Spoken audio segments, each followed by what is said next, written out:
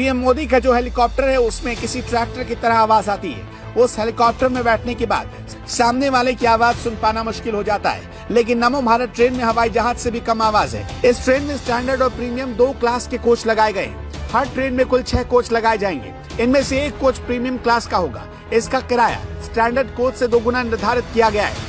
Train में premium coach लगाए जाने का मकसद ऐसे यात्रियों को नमो भारत ट्रेन का सफर करने में दिलचस्पी पैदा करना है जो अपनी प्राइवेट कार BMW और ऑडी में बैठकर दिल्ली मेरठ तक की यात्रा करते हैं। उन्हें इस ट्रेन के प्रीमियम कोच में बैठकर ऑडी और BMW से ज्यादा मारक मजा आने वाला है।